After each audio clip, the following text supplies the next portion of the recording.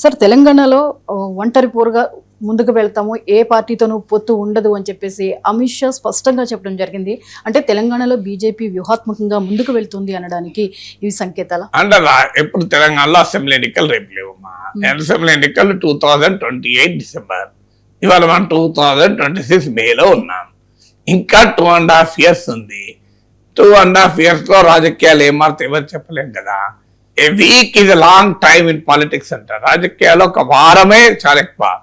So ఇలా మీకు అమిత్ షా కొత్తగా అన్నది ఏమున్నది మీకు గుర్తుందా లేదా? ఆంధ్రప్రదేశ్లో అసలు టీడీపీకి మా డోర్స్ శాశ్వతంగా మూసేస్తున్నాయని చెప్పాడు.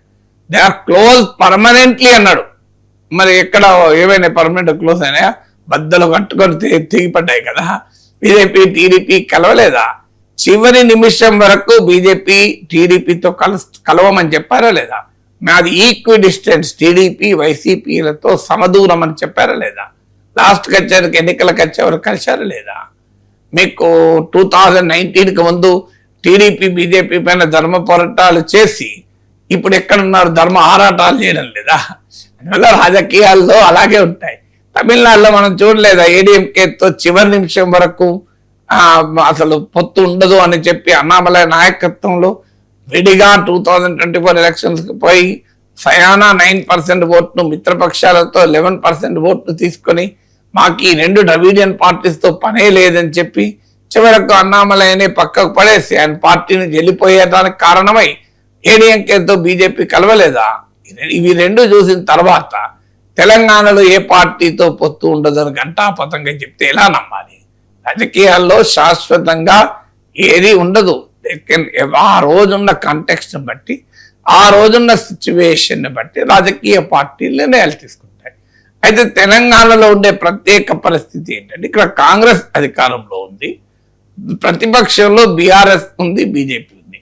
కానీ 10 ఏళ్ల కేసీఆర్ పాలన అనే డైమెన్షన్ ఉంది. ఆ 10 ఏళ్ల కేసీఆర్ పాలన పైన వ్యతిరేకతతోనే కాంగ్రెస్ అధికారంలోకి వచ్చింది. అందువల్ల బీఆర్ఎస్ కు వ్యతిరేకంగా కేసీఆర్ ను మేమే ప్రత్యామ్నాయం అంటూ బీజేపీ రాజకీయం చేసింది. అది still fresh in the minds of the people.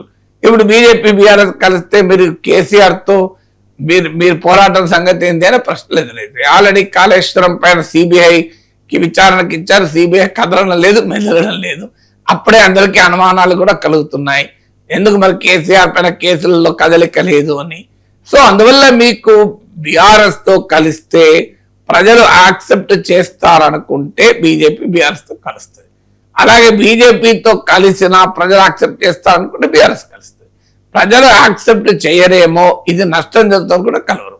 అందువల్ల కలవకపోవడానికి ఐడియాలజికల్ గా ఏమీ లేదు. సో బీజేపీ ఏ ప్రాంతీయ పార్టీతో కలవలేదు నాకు చెప్పండి.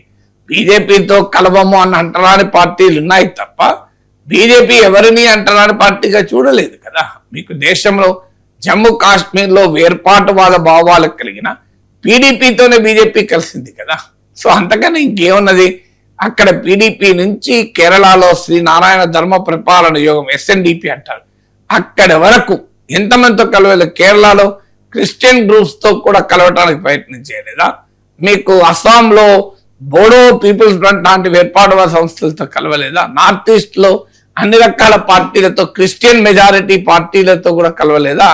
సో మీకు అక్కడ క్రిస్టియన్ పార్టీలతో, పంజాబ్ లో సిక్కుల పార్టీ అకాలీదళ్తో, కేరళలో క్రిస్టియన్ పార్టీలతో కలవడానికి ఆసక్తి చూపిన బీజేపీ కశ్మీర్లో అసలు ఆర్టికల్ 370 మించిన అటానమీ కావాలనే సెపరేటిస్ట్ ఓవర్టోన్తో మాట్లాడే మహబూబా ముఫ్తీతో కలిసినప్పుడు బీఆర్ఎస్ తో కలవము మేము అంటే బీఆర్ఎస్ అంటరాని పార్టీకి ఎందుకు చూస్తుంది బీజేపీ? ఈ రోజున్న రాజకీయ పరిస్థితుల్లో బీఆర్ఎస్ బీజేపీలు కలిస్తే కాంగ్రెస్ పార్టీకి అడ్వాంటేజ్ అవుతుంది.